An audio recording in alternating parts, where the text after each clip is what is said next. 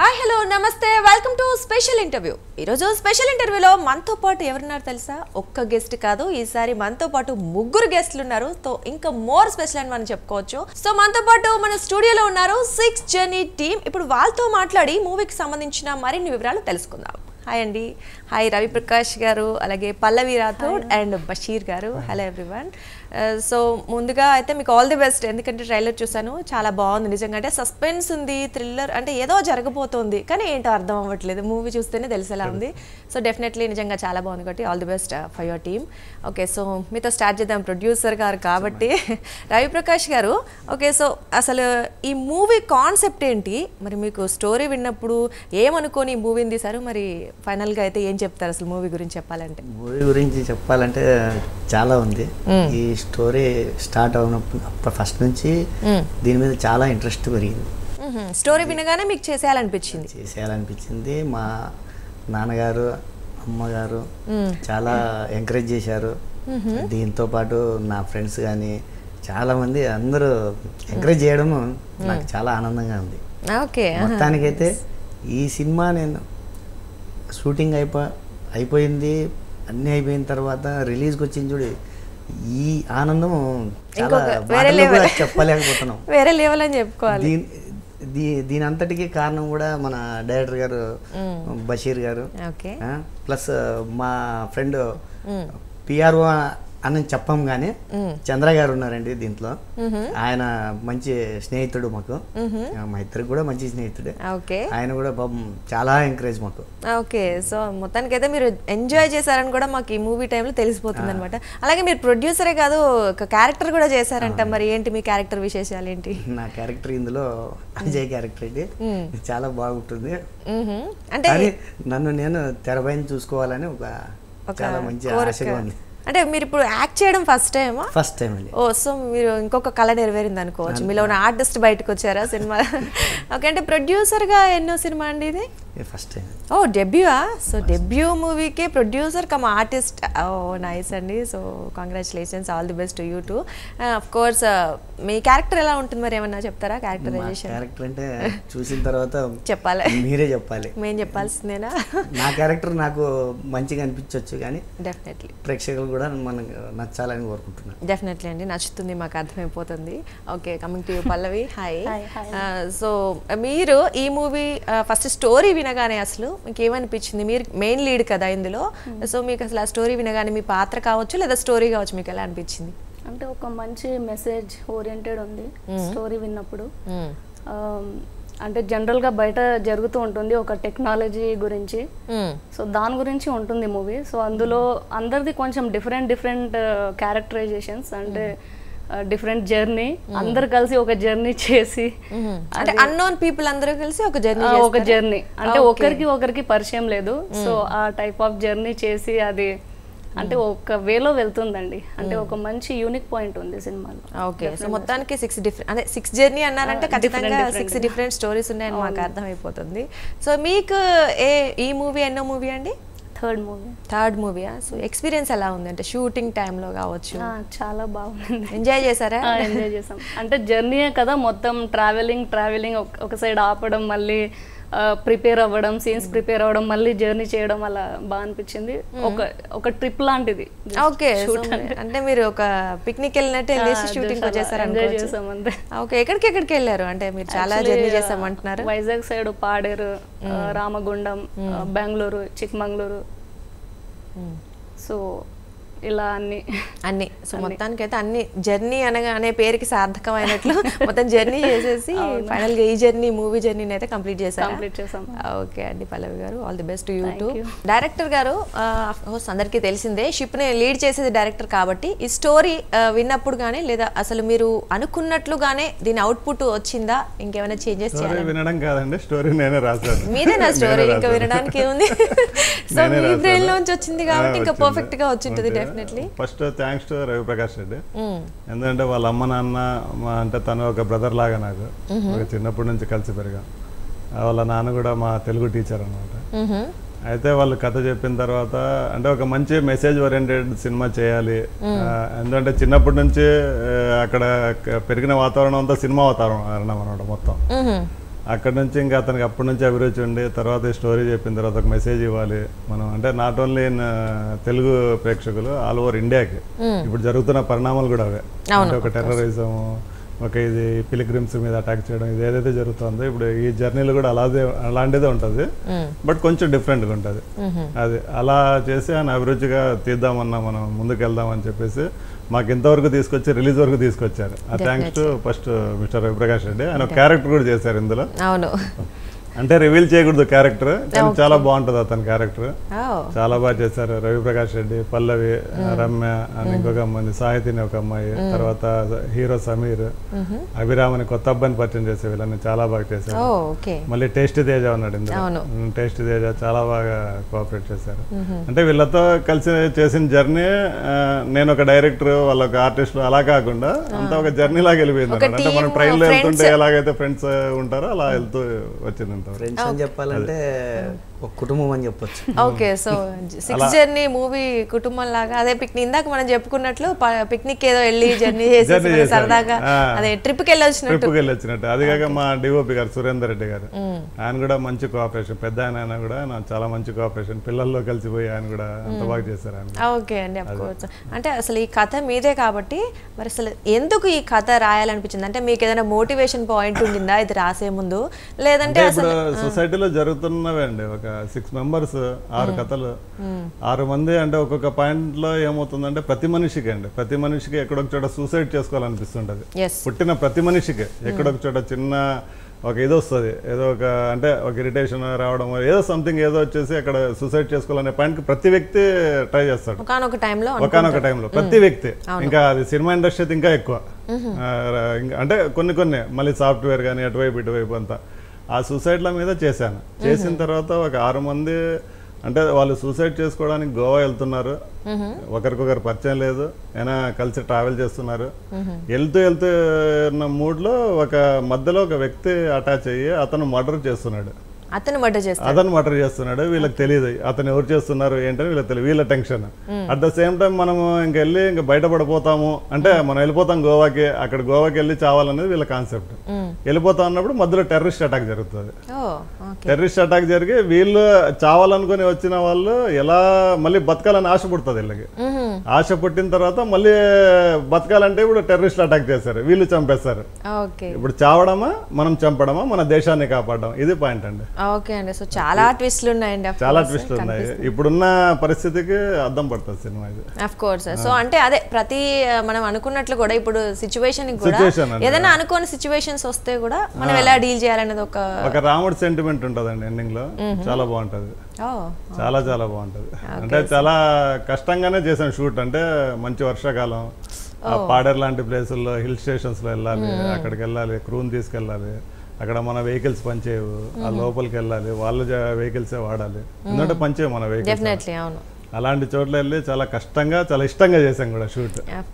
ఆ అవుట్పుట్ మీరు సినిమాలో చూస్తే తెలుస్తుంది. మీ కష్టానికి ఇష్టమైన ప్రతిఫలం వస్తుంది. రావాలి. దాంట్లో మన ఓన్ జీప్ ఒకటి ఒక జీప్ రెడీ చేయించాం అందుకోసం. వీళ్ళు ట్రావెలింగ్ కి సపరేట్ జీప్ కొని దానికి రెడీ చేయించి మొత్తం ఆ జీప్ లోనే ట్రావెలింగ్ అంతా చేసాం. ఓకే అండి, అదే మీరు చెప్పినట్లు థ్రిల్లింగ్ ఉంది, సస్పెన్స్ ఉంది, ట్విస్ట్ ఉంటాయి, లాస్ట్ లో మెసేజ్ ఉంటదండి.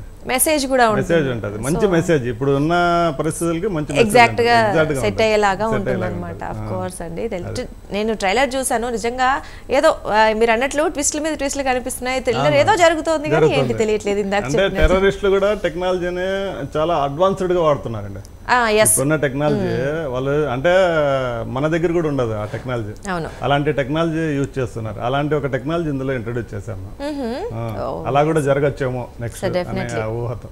డెఫినెట్లీ, అంటే నార్మల్ గా ఎంజాయ్ కోసమే కాకుండా చిన్న మనం కూడా కొన్ని టెక్నిక్స్ నేర్చుకోవడానికి మూవీకి వెళ్ళొచ్చు అనమాట. అంటే ఆ టెక్నిక్స్ బ్యాడ్ గా నేర్చుకోకూడదు, అంటే గుడ్ గా నేర్చుకోవాలి. ఆఫ్ కోర్స్ నేర్చుకుంటే చాలా ప్రాబ్లమ్స్ క్రియేట్ అవుతాయి. అవునవును, ఆఫ్ కోర్స్ అండి. సో కమింగ్ టు యూ అండి, సో ఫస్ట్ మూవీ అన్నారు కదా, సో అసలు మీ బ్యాక్గ్రౌండ్ ఏంటి? ఇంతకు ముందు ఏం చేసేవాళ్ళు?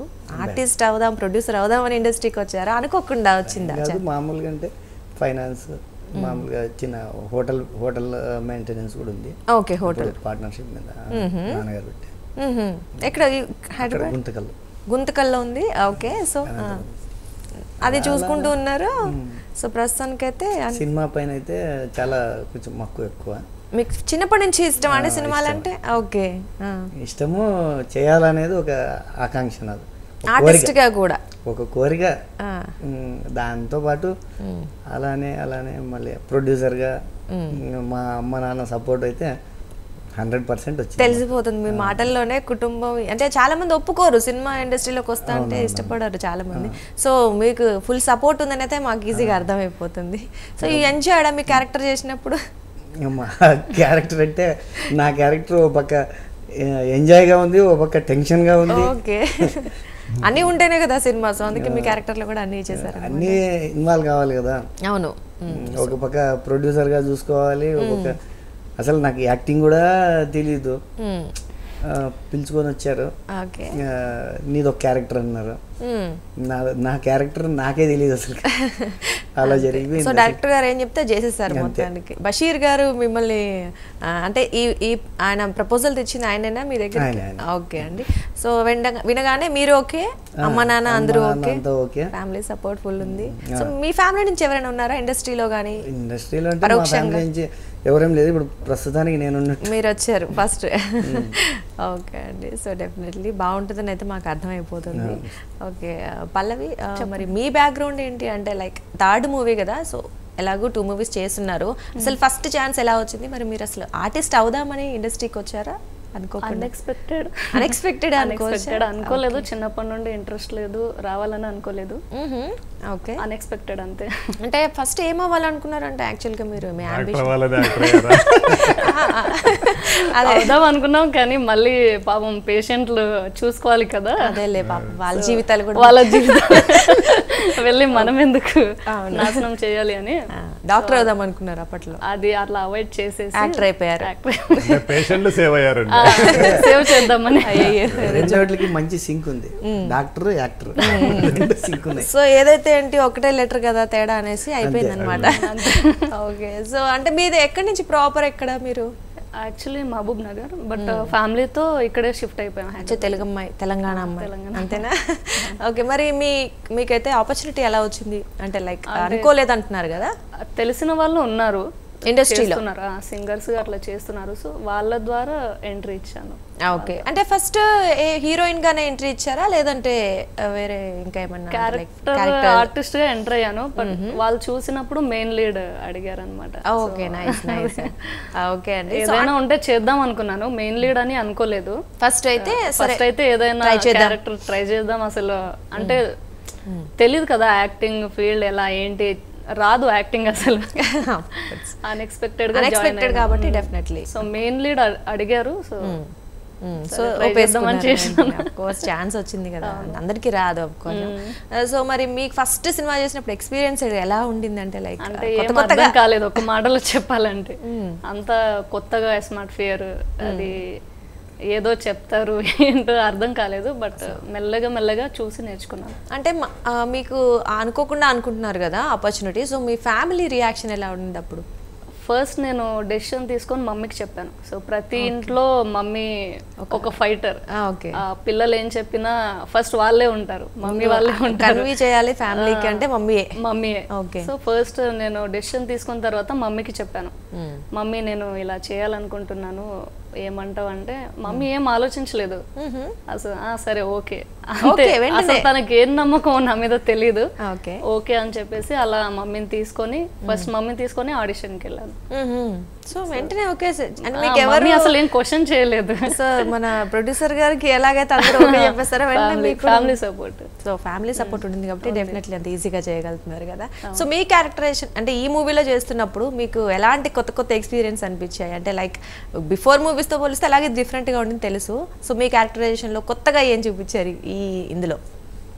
కొత్తగా అంటూ నార్మల్ ఛాలెంజింగ్ ఉండింది అంటే మరి ఇన్ని వేరియేషన్స్ ఉన్నాయి కదా డెఫినెట్లీ. అంటే అందరం కలిసి ఉన్నాం, మేము అంతా ఒక ఫ్రెండ్స్ లా ఉన్నాం కదా, తెలియలేదు అసలు, అదే చెప్తున్నాను. ఓకే, సో మీరు అంతే మీ ఫ్రెండ్స్ తో ట్రిప్ కి ఎంజాయ్ చేసినట్టే ఉంది. మూవీ సెపరేట్ గా చేసి ఒక టెన్షన్ లేదు. ఓకే అండి, సో నైస్. సో డైరెక్టర్ గారు ఇంకా మరి ఎలాగో ట్విస్ట్లు అవన్నీ టర్నింగ్స్ చాలా ఉన్నాయని తెలుసు, మరి సాంగ్స్ ఫన్ కామెడీ ఇలాంటివి? సాంగ్స్ చాలా బాగున్నాయండి. ఒకటి హరిచరణ్ గారు పాడారు, ఒకటి వచ్చేసి మన ఎస్పి చరణ్ గారు పాడారు.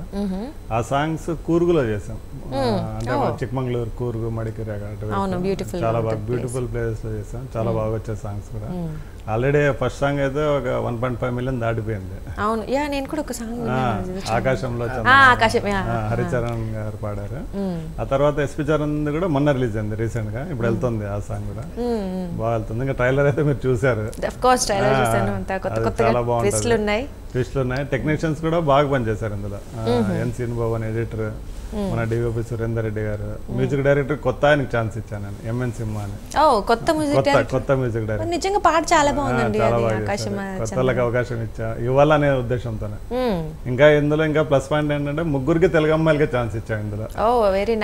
మనకి ఎక్కువ అంటే పొరుగింటి పుల్లు కూర రుచి అంటారు కదా, ఇక్కడ ముంబై నుంచి తెచ్చుకుంటాం తెలుగు అమ్మాయిలు, అలా కాకుండా మన అచ్చ తెలుగు అమ్మాయిలు, ముగ్గురు అచ్చ తెలుగు అమ్మాయిలు ఆ ట్రెడిషన్ ఏర్పడేట్టు చేసాం అనమాట.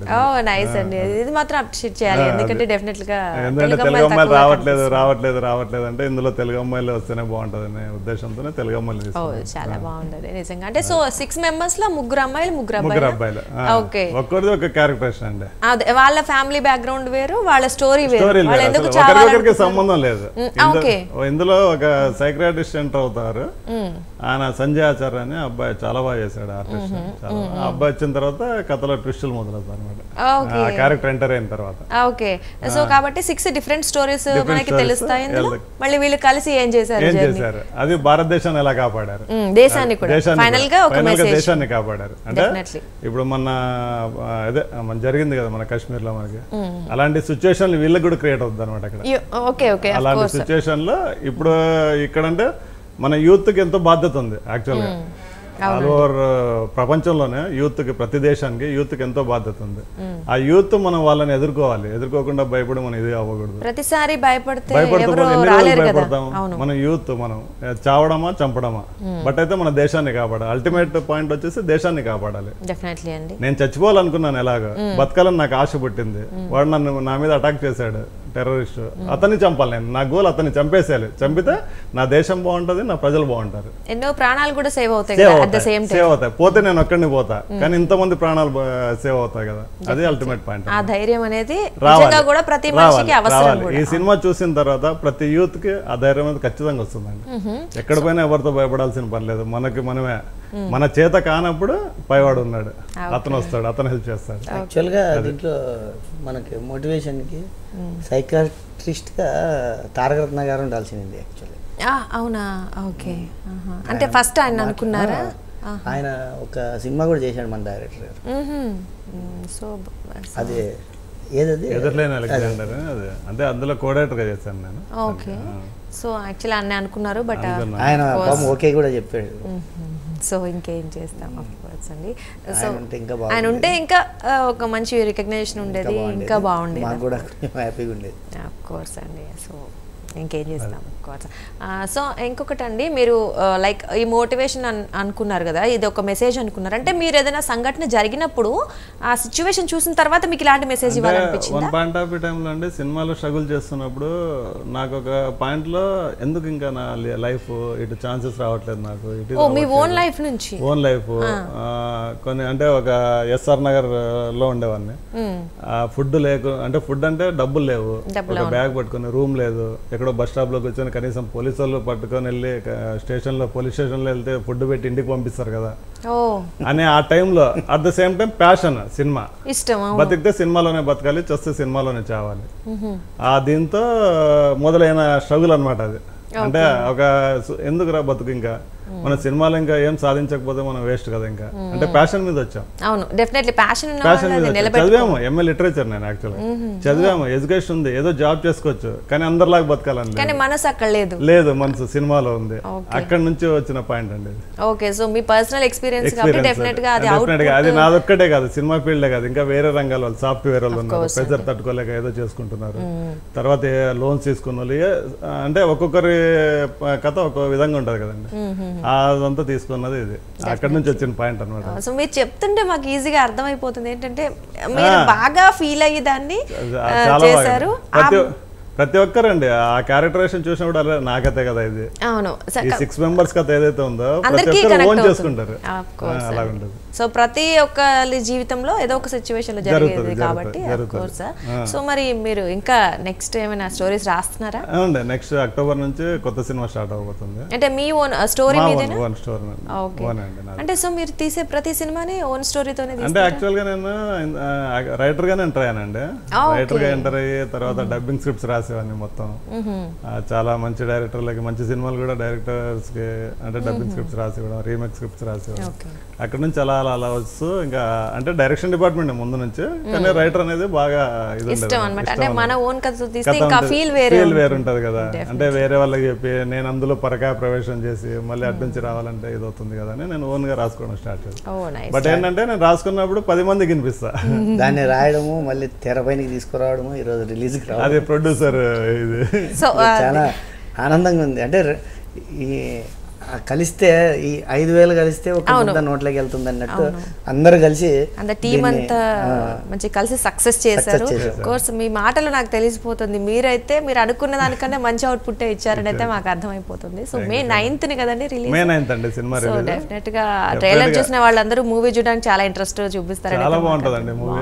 అంటే మనం అంటే మన సినిమా అని అలా చెప్పట్లేదు, ఇప్పుడున్న పరిస్థితులకి సిచ్యువేషన్స్ కి చాలా బాగా యాప్ట్ అవుతుంది. ఓకే అండి. సో మీరు అంటే స్క్రిప్ట్ అదే స్టోరీ రైటింగ్ తో పాటు డైరెక్షన్ ఇంకా ఏమైనా చేస్తూ ఉంటారా? డైలాగ్స్ కూడా నేనే రాశానండి. డైలాగ్స్ రాస్తూ డైలాగ్స్ వేరే వాళ్ళకి కూడా ఇచ్చాను, బట్ ఏంటంటే సెట్ అవ్వలేదు, ఇంకా నేనే రాసుకోవాల్సి వచ్చింది. సో అదే మీ మైండ్ లో ఏది ఉందో అది పర్ఫెక్ట్ గా రావాలి అంటే మీరే చేయాలి, ప్రెజెంట్ చేయగలగాలి నేను. అవును, అలా చేశాను. సో మీరు ఎక్కడ కాంప్రమైజ్ కాలేదు, నాకు తెలిసిపోతుంది.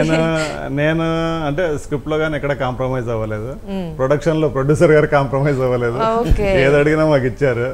ఇంకా షూటింగ్ లో వీళ్ళు కాంప్రమైజ్ అవ్వలేదు, వీళ్ళు ఏ చెప్తే పర్ఫార్మెన్స్ చేశారు. అలాగా అన్ని కుదిరాయండి, అన్ని కుదిరాయి. మా ప్రేక్షకులు కూడా కాంప్రమైజ్ అవ్వరు. ఎవరికి యాక్టింగ్ రాకపోయినా కూడా ఆయన మొత్తం పిండేసుకున్నాడు బాగా. అది న్యాచురల్ గా ఉంటదండి. సమ్ టైమ్స్ కొన్ని ఏదో యాక్టింగ్ చేస్తున్నాం, అదే ఈవిడ చెప్పినట్లు ఇందాక మేము ఏదో ఒక గ్రూప్ గా ఫ్రెండ్స్ గా వెళ్ళాము, ట్రిప్ కి ఎంజాయ్ చేసామంటే వెరీ న్యాచురల్ ఉంటుంది అనమాట. అఫ్ కోర్స్ అర్థమైపోతుంది. అంటే ప్రతిసారి డిఫరెంట్ ఏదేదో స్టోరీలు ఎక్స్ప్లెయిన్ చేయకుండా మన జీవితాన్ని ఒక కథలాగా, మన జీవితాలు నుంచి వచ్చిన కథలు ఇవన్నీ అంటే రియాలిటీస్ ఉంటాయి, మొత్తం రియాలిటీస్ ఉంటాయి. ఓకే అండి.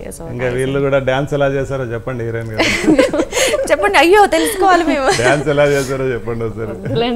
చెప్పండి. అయ్యో మా ప్రేక్షకులు సరిగ్గా చేయలేదు, సరిగ్గా చేయలేదా? అయ్యో. అంటే అక్కడ అంటే రాక్ ప్లేస్ అన్నమాట, మొత్తం ఆ కొండలు గుట్టలు కదా, అంటే స్టెప్ పెడితే అలా ఏదో స్కిడ్ అవుతుంది. ఆ కష్టంలో కూడా పాపం చేశారు. ఈ డాన్స్ మాస్టర్ కళాధర్ మాస్టర్ గారు మొత్తానికి ఎంత డాన్స్ చేయించాలో అంత చేయించారు. కష్టమైన చాలా కష్టంగా పాపం ఆయన కళాధర్ మాస్టర్ చాలా బాగా చేయించాడు. సో మొత్తానికి క్రెడిట్ ఆయనకు కూడా ఇవ్వాలి, ఎందుకంటే మీరు పడిపోతూ లేదు. డాన్స్ లో ఆయనకి ఇవ్వాలండి. ఆయన షూట్ అయిపోతే నైట్ 12 to 1 వరకు ప్రాక్టీస్ పెట్టేవాడు మళ్ళీ. సో ఆయన కూడా ఎక్కడ కాంప్రమైజ్ అవ్వలేదు అయితే.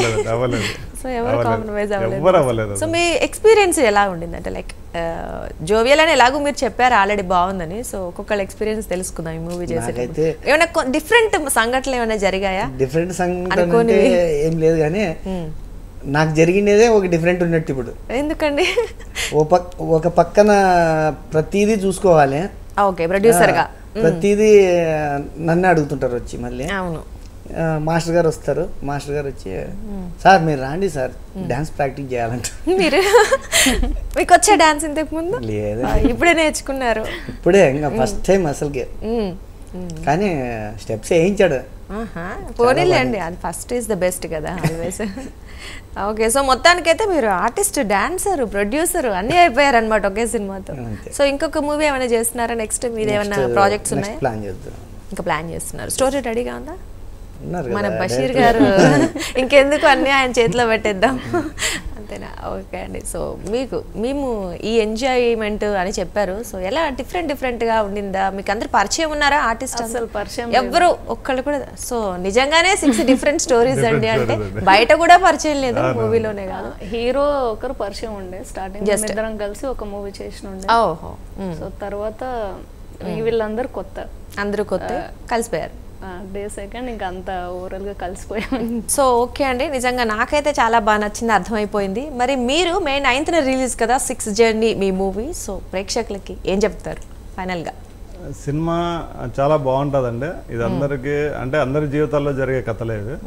అదే మనం ఎలా జీవించాలి, ముందుకు ఎలా వెళ్ళాలి, ఎలా ధైర్యంతో వెళ్ళాలి, మనము ఇప్పుడు వస్తున్న టెక్నాలజీ నుంచి మనం ఎలా కాపాడబడాలి, ఇదంతా మనం ఇందులో చెప్తున్నాం అండి పాయింట్స్. సినిమా కథ ట్విస్టులు ఉంటాయి, సస్పెన్స్ ఉంది, థ్రిల్లింగ్ ఉంది, సాంగ్స్ బాగున్నాయి, ఫైట్స్ బాగున్నాయి, క్లైమాక్స్ అద్భుతంగా వచ్చింది. ఖచ్చితంగా మీకు సినిమా అలరిస్తుంది. తెలుగు ప్రేక్షకులు మమ్మల్ని ఆదరిస్తారని కోరుకుంటున్నాను. డెఫినెట్లీ అండి, all the best you. Of course me movie మంచి సక్సెస్ అవ్వాలి. మరి మీరు సక్సెస్ అయిన తర్వాత కూడా మాకు ఇలా interview so all the best you everyone. Thank you so much. May 9th theatres వస్తుంది సినిమా. ఖచ్చితంగా అందరూ చూడండి, అందరికీ నచ్చుద్దని ఆశిస్తున్నాం. సో మీరు కూడా మే 9th మీ ప్రేక్షకులందరూ దగ్గరలో ఉన్న థియేటర్లకు వెళ్ళి మా సినిమాని చూసి ఆదరించి మమ్మల్ని ఆశీర్వదిస్తారని మనస్ఫూర్తిగా కోరుకుంటున్నాం మేము కూడా అండి. So all the best you everyone అండి. అఫ్ కోర్స్ అడ్వాన్స్ లో కంగ్రాచులేషన్స్ కూడా, ఎలాగో సక్సెస్ అయ్యిందని తెలుసు కాబట్టి. ఓకే అండి, థ్యాంక్ యూ సో మచ్ అండి, థ్యాంక్ యూ. సో అదండి, చూసారు కదా మన స్పెషల్ ఇంటర్వ్యూ స్పెషల్ టీమ్తో 6th జర్నీ అనే ఒక కొత్త మూవీ రాబోతుంది. మీరు ట్రైలర్ చూసినట్లయితే ఈజీగా అర్థమైపోతుంది. అందులో థ్రిల్లింగ్ ఉంది, సస్పెన్స్ సీన్స్ ఉన్నాయి, అఫ్ కోర్స్ సాంగ్స్ రిలీజ్ అయ్యాయి, మీరు చూసే ఉంటారు, మంచి మ్యూజిక్ ఉంది. సో అన్నీ అంటే ఒక సినిమాకి ఏం కావాలో అవన్నీ ఉన్నాయి. అలాగే ఫైనల్గా ఒక మంచి మెసేజ్ కూడా ఉంది. అంటే ఇందాక మన డైరెక్టర్ గారు చెప్పినట్లు ఒక భారతీయుడు, సగటు భారతీయుడు ఏం చేయాలనుకుంటున్నాడు, లేదా ఒక ప్రతి మనిషి జీవితంలో ఏమేమి సిచ్యువేషన్స్ ఫేస్ చేస్తాడో అవన్నీ కనెక్ట్ అవుతాయి అంటున్నారు. సో అలాగే ఒక భారతీయుడుగా మనం దేశానికి ఏమైనా చేయాలి అంటే, సో ఇలాంటి సిచ్యువేషన్స్ వచ్చినప్పుడు ఏం చేయాలి? ప్రస్తుతం మనం చాలా పరిస్థితులు చూస్తున్నాం. సో అలాంటి సిచ్యువేషన్స్లో మనల్ని మనం ఎలా కాపాడుకోవాలి, పక్క వాళ్ళని కూడా ఎలా సేవ్ చేయాలని ఒక మంచి మెసేజ్ కూడా ఉందంట. సో ఒక అంటే ముఖ్యంగా చెప్పాలంటే ఒక షడ్రుచులు ఈ మూవీలో ఉన్నాయని చెప్పొచ్చు. అన్ని రకాలు ఉన్నాయని చెప్పేసి, దాంతోపాటు ఫైనల్గా ఒక దేవుడికి సంబంధించిన ఒక సస్పెన్స్ సీన్ ఉంటుంది, శ్రీరాముడికి సంబంధించి అని అవి కూడా అంటున్నారు. కాబట్టి సో అన్నీ ఉన్నాయి కాబట్టి ఈ మూవీలో ఖచ్చితంగా మీరు ఎంజాయ్ చేయడమే కాదు, బయటకు వచ్చేటప్పుడు చాలా తృప్తిగా ఈ మూవీ చూసి ఒక మంచి మూవీ చూసామనే ఒక మంచి ఫీల్తో వస్తారని అయితే మాకు అర్థమవుతుంది. సో ఇది ఈరోజు మన స్పెషల్ ఇంటర్వ్యూని. నమస్తే.